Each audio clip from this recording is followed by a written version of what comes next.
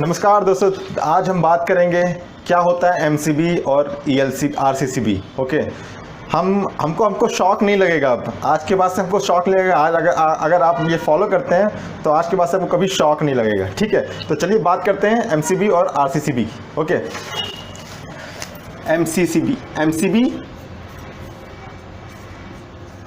And RCCB, this is called miniature circuit breaker and RCCB means residual current circuit breaker.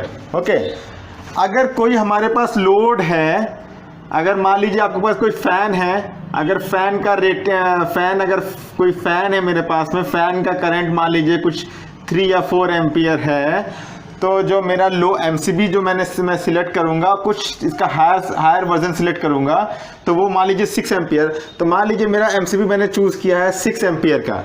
ठीक है, तो 6 ampere 4 ampere के लिए enough है। आप कितना करिए, 4 एम्पियर का 25% एक्स्ट्रा चूज़ कर लीजिए। 25% एक्स्ट्रा, 4 एम्पियर प्लस 4 का 25% एक्स्ट्रा, सो वो आपका रेटिंग हो जाएगा एक एमसीबी सिलेक्शन करने का। ठीक है, तो चलिए ये तो बात की बात है। हम बात करते हैं कि मान लीजिए आपका एमसीबी 6 एम्पियर का है और आरसीबी आपका RCB means residual current, means कोई लीकेज करंट फ्लो हो रही है, तो उसका करंट क्या है। मान लीजिए आपका आरसीबी भी 6 एम्पियर और उसका जो लीकेज करंट है, जो रेसिडुअल करंट है, वो कुछ आपको 30 मिली एम्पियर दिया हुआ है। ठीक है, तो इसका कॉन्सेप्ट कैसे काम करता है मैं बताता हूँ।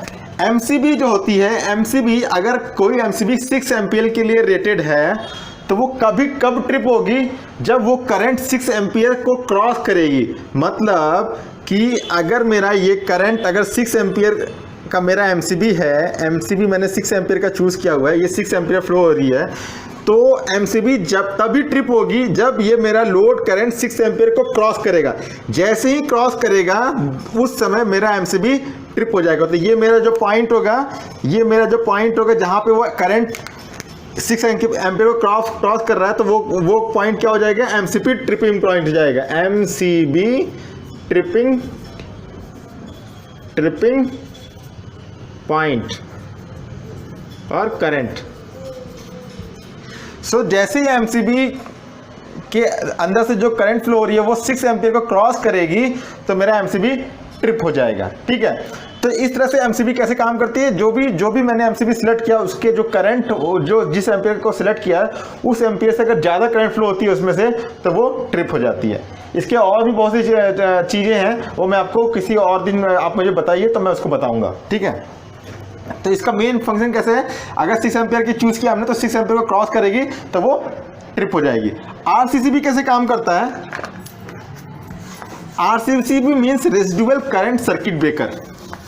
ओके, मीन्स इसमें 2 चीज हैं, रेसिडुअल करंट भी है और सर्किट ब्रेकर भी है। ठीक है, तो कैसे काम करता है कि अगर मेरा आरसीबी क्या होता है, difference of current. Difference means जितना करंट वो फेज से ले रहा है, फेज से दे रहा है लोड में। अगर ये लोड है, मेरे पास में लोड है, तो जितना करंट अगर दे रहा है, लेट अस अज्यूम अगर 4 एम्पियर ये दे रहा है लोड को, तो 4 एम्पियर उसको वापस भी आना चाहिए। 4 एम्पियर उसको वापस भी आना चाहिए, तब वो ट्रिप नहीं होगा। लेकिन अगर ये करंट, रिटर्न करंट अगर डिफरेंस हो गई, ज़्यादा तो हो नहीं सकती भाई, जितना दे रहे हैं उससे तो ज़्यादा तो कभी हो नहीं सकती है, उससे कमी होगी। ठीक है, तो अगर ये करंट कम हो गई, 4 एम्पियर से कम करंट हो गई, ये जो मेरी करंट है अगर वो 4 एम्पियर से कम हो गई, तो ये आरसीसीबी ट्रिप हो जाएगा and it will not allow the current to the system, अगर यहाँ पे आरसीसीबी लगा हुआ है तो। ठीक है, और दूसरा क्या है कि अगर ये 4 एम्पियर से ज़्यादा भी अगर हो जाता है, if it is crossing 4 ampere, more than 4 ampere means if your RCB is 6 ampere से ज़्यादा भी होता है, तो भी ये सिस्टम को ट्रिप कर देगा, बिकॉज इसके अंदर में RCCB residual current circuit breaker के साथ में एक सिंपल सर्किट ब्रेकर भी लगा हुआ है। सिंपल सर्किट ब्रेकर का जो रेटिंग है वो 6 एम्पियर है और रेजिडुअल करंट का जो रेटिंग है वो 30 मिली एम्पियर है। तो अगर ये लोड मेरा कब ट्रिप होगा, अगर मान लीजिए ये रेजिडुअल करंट को क्रॉस करता है तो मेरा ये आरसीसीबी ट्रिप हो जाएगा। मींस क्या होगा, 4 ampere minus 30 milli ampere current अगर फ्लो होती है इस रिटर्न पाथ में, न्यूट्रल में, तब उस केस में ये मेरा अलाउ नहीं करेगा power supply to the load, उस केस में ये ट्रिप हो जाएगा। ठीक है, तो इस तरह से मेरा आरसीसीबी और एमसीबी काम करता है। तो चलिए हम समझते हैं एक एग्जांपल के साथ में इसको, कैसे हमें शॉक नहीं लगेगा। ठीक है, जनरली ये जो होता है, अगर मैं घर में जो इक्विपमेंट है वो 2 वायर सिस्टम है, मतलब उसमें से फेस न्यूट्रल ही है, तो उस केस में हम ये यूज कर सकते हैं।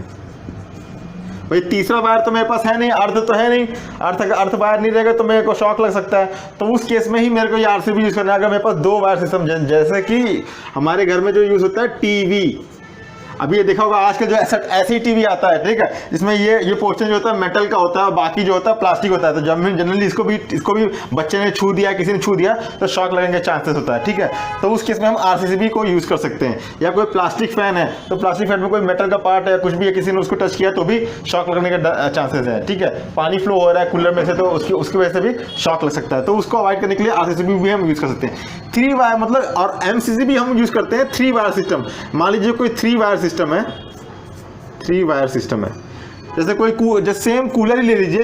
कूलर में क्या होता है कि समटाइम किसी कूलर में 3 वायर सिस्टम आते हैं, 3 वायर लगे होते हैं। मींस तीसरा जो वायर होता है वो बाउंड आपके बॉडी से कनेक्टेड ही रहता है और यहाँ पे एक प्लग दे देता है वो। ठीक है, 3 पिन का एक प्लग दे देगा आपको, अर्थ का, फेस, न्यूट्रल। ओके, तो इस तरह से किसी कूलर में इस तरह से होता है। जनरली 3 वायर में आप एमसीबी यूज कर लीजिए बेटर, और 2 वायर में जहां पे है आप आरसीसीबी यूज कर लीजिए। ठीक है, तो चलिए हम इसको समझते हैं कैसे काम करता है। एक एग्जांपल बताता हूं मैं आपको कि कैसे में शॉक नहीं लगेगा। मान लीजिए ये आपका, यहां पे आपने एक एमसीबी लगा दिया, एमसीबी जिसका रेटेड करंट क्या है, 6 एम्पियर है। ठीक है, और यहाँ से फेस न्यूट्रल आ रहा है, फेस न्यूट्रल, और यहाँ पे आपका कोई लोड है। मान लीजिए कोई फैन दिया हुआ है, ये कोई एक फैन है। ठीक है, फैन में ये मोटर है और ये फैन है इसका। ठीक है, फैन का बॉडी जो होगा मेटल का बना हुआ है। तो मान लीजिए ये ब्लू वाला जो पोर्शन है वो मेटल दिखा देता हूँ मैं। ठीक है, ये पूरा मेटल का बना हुआ है। ठीक है, ये मेटल का हो गया। अभी हम इसको जो सप्लाई देंगे, मान लीजिए हमने सप्लाई दिया उसको RYB, यहाँ से आपका फेस निकला और ये करके फैन को चला गया, और जो यहाँ से न्यूट्रल आया ऐसे करके फैन को चला गया। ठीक है, तो ये फेस हो गया, ये न्यूट्रल हो गया। Generally 2 wire. तीसरा वायर क्या होता है, अर्थ का वायर होता है, जो हमारे सिस्टम में पहले से ही एक अर्थ दिया होता है। तो एज्यूम ये कोई अर्थ का वायर है और ये अर्थ में कनेक्टेड किया हुआ है। ठीक है, तो इस तरह से जनरली हमारे घर में किसी लोड को कनेक्ट किया जाता है। और ये ग्राउंड है, सेम ये ग्राउंड जो है ये यहाँ से कनेक्टेड रहता है। और मान लीजिए मैं यहाँ पे खड़ा हूँ इस ग्राउंड प्लेन पे। ओके, मैं खड़ा हूँ, तो अगर मान लीजिए कोई लीकेज नहीं है, if there is no leakage, मतलब इसमें कोई लीकेज नहीं हो रहा है, मींस कोई करंट जो मींस अगर ये यहाँ से लाइव में जा रहा है, इस फैन में जा रहा है, तो फैन की बॉडी में कोई लीकेज नहीं हो रहा है, मतलब यहाँ से कोई करंट फ्लो होकर के इस बॉडी पे नहीं आ रहा है। तब अगर कोई फॉल्ट नहीं, कोई लीकेज नहीं है इस फैन में, कोई there is no fault, there is no leakage, then अगर आप इसको छू भी लेते हैं इसकी बॉडी को तो भी आपको शॉक नहीं लगेगा। ठीक है, और मान लीजिए ये अर्थ कनेक्टेड है, पहले अर्थ कनेक्टेड किया हुआ है बॉडी के साथ में, तो आप छुएंगे भी इसको तो आपको शॉक नहीं लगेगा। क्यों? क्योंकि आपकी बॉडी का रेजिस्टेंस मिनिमम जो होगा 100 किलो ओम जैसा कुछ रहता है, 100 किलो ओम जैसा रहता है नॉर्मल बॉडी का रेजिस्टेंस। तो और ये क्या है, और ये बॉडी जो है क्या है, पहले से ये जो फैन की बॉडी है पहले से इसको ग्राउंड किया हुआ है। तो जो भी लीकेज करंट होगा वो कैसे, जो लीकेज करंट आ रहा है वो क्या होगा, वो थ्रू ग्राउंड के थ्रू बाईपास हो जाएगा। मीन्स जो भी लीकेज करंट है वो ग्राउंड के थ्रू बाईपास होकर चला जाएगा, ठीक है। तो हमको शॉक नहीं लगेगा, तो इधर करंट फ्लो नहीं होगा, बिकॉज करंट क्या होता है, जो लोएस्ट पाथ ऑफ रेजिस्टेंस होता है उसको फॉलो करता है। जिसमें रेजिस्टेंस कम होता है जिस पाथ का, उस पाथ में ही करंट जल्दी फ्लो होता है, पहले फ्लो होता है, ठीक है। तो इसलिए हमको शॉक नहीं लगेगा, बिकॉज यहाँ पे रेजिस्टेंस इस वायर के जनरली अर्थ का वायर जो करेंगे रेजिस्टेंस के कितना अप्रॉक्सीमेटली 1.1 मिली ओम जैसा कुछ होगा, 0.1 ओम जैसा कुछ होगा अप्रॉक्सीमेटली। तो ये सारा करंट इसके थ्रू बाईपास हो जाएगा और आपको शॉक नहीं लगेगा। अब मान लीजिए यहाँ पे अर्थ कनेक्टेड, हाँ, उस केस में मान लीजिए अगर कुछ लीकेज करंट होता है या कुछ हैवी फॉल्ट हो जाता है, तो उस केस में भी क्या होगा कि जो मैक्सिमम करंट हो क्या होगा, वो फेस से निकल के अर्थ में चली जाएगी। तो क्या होगा, यहाँ पे इस फेस में मान लीजिए ये नॉर्मल जो फैन ले रहा था कुछ 2 एम्पियर करंट ले रहा था, और यहाँ से रिटर्न करंट 2 एम्पियर जा रहा था इसमें, ठीक है। रिटर्न करंट न्यूट्रल का, ये फेस का, ठीक है। तो मान लीजिए कोई फॉल्ट नहीं था तब, अब मान लीजिए कोई फॉल्ट हो गया इसके अंदर में, तो सारा करंट क्या हो जाएगा, ये करंट क्या होगा, ये करंट जो 2 एम्पियर था वो बढ़ के बहुत ज़्यादा हो जाएगा। कितना हो जाएगा, बहुत ज़्यादा, बिकॉज इस सर्किट का रेजिस्टेंस कम है।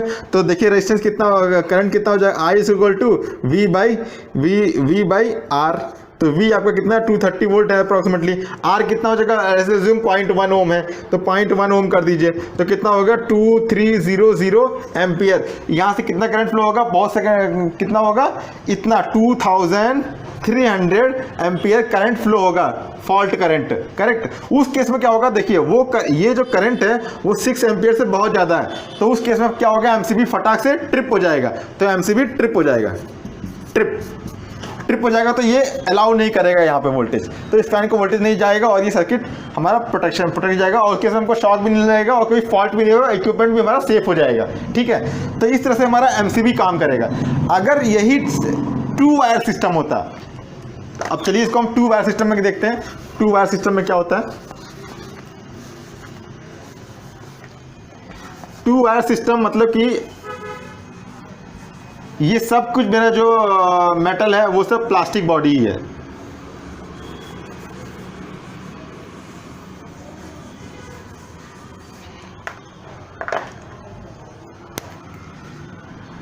जैसा कि मैं टीवी की बात करता हूं यहाँ पे, ठीक है। मान लीजिए टीवी है आपका, टीवी, ठीक है। टीवी में एक फेज जाएगा और एक न्यूट्रल जा रहा है, ठीक है। उसमें 2 ही प्लग जो दिया होता है, उसमें जो प्लग रहेगा उसमें सिर्फ 2 ही पिन रहेगा। मीन्स आपको कैसा प्लग रहता है, एक ऐसा प्लग रहेगा, उसमें 2 पिन रहता है, फेज और न्यूट्रल का। कोई अर्थ का कोई पॉइंट नहीं होता उसमें, ठीक है। और आप उसको कहीं से अर्थ कर भी नहीं सकते हैं। और बाहर का जो पोर्शन है वो मान लीजिए वो मेटल का दिया हुआ है, ठीक है। और हम खड़े हैं अर्थ पे, अर्थ, ठीक है। तो टीवी तो मेरा चालू हो जाएगा, टीवी चालू हो गया। अभी टीवी चालू हो गया तो मान लीजिए कोई टीवी में कोई लीकेज है, तो लीकेज अगर होगा तो क्या होगा, वो जो लीकेज होगा, तो जब लीकेज की वजह से क्या होगा, वो करंट जो होगी वो मेरे outer body portion, metal portion पे आ जाएगी। ये जो बाहर का पोर्शन है इस पर क्या हो जाएगा, इस पर मेरा वोल्टेज आ जाएगा, ठीक है, लीकेज के थ्रू। अगर कोई लीकेज है तो जब लीकेज होगा तो आ जाएगा। तो जैसे ही मैंने अगर इस बॉडी को टच कर दिया चलते कंडीशन में, तो क्या होगा, वो लीकेज करंट मेरे बॉडी के थ्रू फ्लो करके अर्थ में चला जाएगा, ठीक है। तो मुझे क्या होगा, मुझे शॉक लग जाएगा, then I will get shock, ठीक है। तो इस तरह से मुझे शॉक लग जाएगा। बट यहाँ MCB ट्रिप नहीं होगा, बिकॉज लीकेज करंट क्या होगा, बहुत कम है, कुछ 100 मिली एम्पेयर, कुछ मिली एम्पेयर आप मान के चलिए, 30 मिली एम्पेयर समथिंग, कुछ एम्पेयर, मिली एम्पेयर, सब मिली एम्पेयर में रहेगा। तो उस मिली एम्पेयर से हमको एक ज़्यादा वोल्टेज का शॉक लग जाएगा, हमको शॉक लग जाएगा और हमको प्रॉब्लम हो जाएगा उस केस में, ठीक है। तो उसको अवॉइड करने के लिए MCB क्या करेगा, MCB जो होगा, MCB कभी ट्रिप करेगा, 6 एम्पियर का MCB है, तो जब 6 एम्पियर करंट फ्लो होगा इस सर्किट से तभी ये ट्रिप होगा MCB, अदरवाइज ट्रिप नहीं होगा, ठीक है। हमको कंटिन्यूस शॉक लगता ही रह जाएगा, ठीक है, और ये ट्रिप भी नहीं होगा हमको, तो शॉक हमको लगता ही रहेगा। तो उस केस में हमको क्या करना है, हमको RCCB यूज करना है। तो हम क्या करेंगे, MCB के सामने पहले बाद में एक RCCB यूज कर देंगे, RCCB। और चाहे तो आप ये MCB हटा दीजिए उस केस में, अगर आपको बनाना है तो बिकॉज आरसीसीबी के अंदर मैंने बताया ही था, एक 6 एम्पियर एमसीबी तो होता ही है, साथ में एक सर्किट ब्रेकर तो होता ही है, साथ में एक रेजिडुअल करंट सर्किट ब्रेकर भी होता है। तो इसका एम्पियर 6 एम्पियर है और इसका रेजिडुअल एम्पियर कितना है, 30 मिली एम्पियर है करंट। तो उस केस में मान लीजिए जब कोई फॉल्ट अगर नहीं है, तो उस केस में अगर आरसीसीबी लगा हुआ है तो कैसे हम अपने आप को सेव करेंगे, सेव कैसे होंगे आपको देखिए। सेम अगर कोई फॉल्ट नहीं है तो सेम जो 2 एम्पियर आ रहा था, same 2 ampere return current flow हो जाएगा। रिटर्न करंट तो ये क्या होगा, प्रॉपर तरह से काम होगा। हाँ, अगर कोई टीवी में कुछ फॉल्ट हो गया या शॉर्ट सर्किट हो गया, यहीं पे कोई शॉर्ट सर्किट हो गया, तो ये क्या होगा, ये करंट कितना होगा, ज्यादा हो जाएगा। कितना हो जाएगा, बहुत ज्यादा हो जाएगा, शॉर्ट सर्किट करंट हो जाएगा। तब उस केस में आरसीसीबी फटाक से ट्रिप हो जाएगा। एक तो वो कंडीशन है, अगर यहीं पे फेस टू न्यूट्रल फॉल्ट हो गया तो आरसीबी ट्रिप हो जाएगा, बिकॉज वो करंट क्या हो जाएगा, बहुत ज्यादा, 6 एम्पियर से ज्यादा हो जाएगा वो current. That current will more than 6 ampere. Okay, तो क्या होगा, ये आरसीसीबी ट्रिप हो जाएगा, इस करंट से ट्रिप हो जाएगा। ओके, इस वाले करंट से। अब मान लीजिए कोई लीकेज करंट हो जाता है, मान लीजिए कोई लीकेज करंट फ्लो होता है,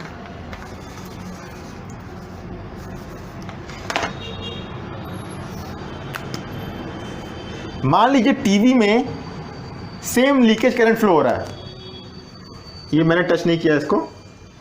मान लीजिए टीवी के में लीकेज है, तो लीकेज होगा तो आउटर बॉडी पे क्या मिला हमको, वोल्टेज आ गया। आउटर बॉडी पे भी अप्रॉक्सीमेटली 180 वोल्ट एसी आ गया। अगर मैंने गलती से उसको टच कर दिया, आउटर बॉडी को टच किया, तो क्या होगा, आउटर बॉडी को टच करूंगा तो क्या होगा, सम लीकेज करंट जो होगा मेरी बॉडी से फ्लो करके अर्थ में चला जाएगा। ठीक है, स्मॉल लीकेज करंट जो होगा वो मेरे बॉडी के थ्रू फ्लो करके अर्थ में चला जाएगा। ठीक है, तो उस केस में अगर आरसीसीबी नहीं लगा है तो लीकेज करंट मेरे बॉडी से फ्लो होकर चला जाएगा। लेकिन जब मैंने आरसीसीबी लगा देंगे तो लगा दिया होगा, तो जो यहाँ पे जो करंट होगी, जो लीकेज करंट के बाद में होगी, तो 2 एम्पियर माइनस, अगर मान लीजिए 30 मिली एम्पियर जैसे फ्लो हो रहा है, 30 मिली एम्पियर। ठीक है, तो ये जो डिफरेंस करंट है वो इस न्यूट्रल करेगा कि मेरा जो सर्किट है, जो मेरा सेंडिंग करंट है वो 2 एम्पियर है और रिटर्निंग करंट जो है वो 2 एम्पियर से कम है। 2 एम्पियर से कम है, कितना कम है, 30 मिली एम्पियर कम है। तो उस केस में वो सोचेगा कि डिफरेंस क्यों आ रहा है, एनी फॉल्ट इज देयर, तो वो within millisecond it will trip the RCCB. तो वो लीकेज करंट के थ्रू मीन्स अगर हमको जैसे ही हमने टच किया उसको, लीकेज करंट फ्लो हुआ, जैसे ही लीकेज करंट स्टार्ट हुआ नहीं कि ये फटाक से ट्रिप हो जाए, खट से ट्रिप हो जाएगा। तो हमको क्या करें, विद इन मिली सेकेंड हमको ये सर्किट ब्रेकर ऑफ हो जाएगा, ऑटोमेटिक ऑफ हो जाएगा, हमको ऑफ भी नहीं करना, ऑटोमेटिक ऑफ हो जाएगा। और हमको यहाँ से ये यहाँ पे जब कोई वोल्टेज नहीं आएगा, अगर हम इसको कंटिन्यू टच भी करते रहेंगे तो हमको यहाँ पे कोई करंट फ्लो नहीं है, वोल्टेज ही नहीं है तो करंट क्या होगा, 0 हो जाएगा। तो हम हमको शॉक नहीं लगेगा। ठीक है, तो इस तरह से हम अपने आप को शॉक से बचा सकते हैं। तो इस तरह से मेरा एमसीबी और आरसीसीबी काम करता है। मुझे आशा है आप लोग को ये वीडियो समझ में आ रहा होगा। प्लीज़ अगर समझ में आ रहा है तो, अगर अच्छा लग रहा है मेरा वीडियो, तो प्लीज़ मेरे वीडियो को लाइक करिए, सब्सक्राइब करिए, ज़्यादा से ज़्यादा लोगों को शेयर करिए, ताकि लोग भी इस चीज़ से अवेयरनेस प्राप्त कर सकें और अपने को इलेक्ट्रिसिटी से सेव कर सकें। ठीक है, सेम आरसीसीबी और ईएलसीबी भी काम करता है। ईएलसीबी मींस अर्थ लीकेज सर्किट ब्रेकर।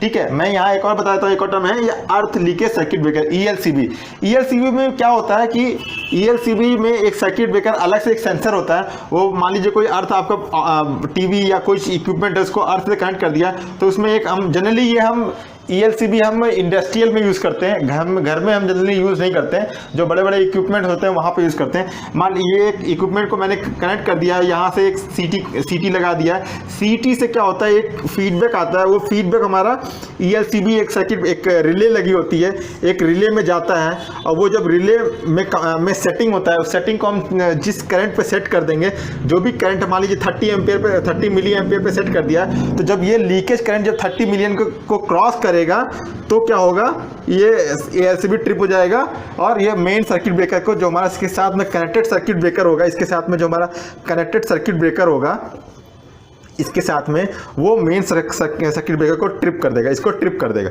जैसे ही ट्रिप करेगा, हमारा फेज सप्लाई यहाँ से यहाँ तक नहीं जाएगा और हमारा सिस्टम बच जाएगा, और शॉक सर्किट से इक्विपमेंट भी बच जाएगा, हमको भी शॉक से बचाएगा। तो इस तरह से ईएलसीबी भी काम करता है। तो प्लीज़ मेरे दोस्तों, मेरे वीडियो को लाइक करिए, ज़्यादा से ज़्यादा देखिए। ओके, थैंक यू दोस्तों, बाय।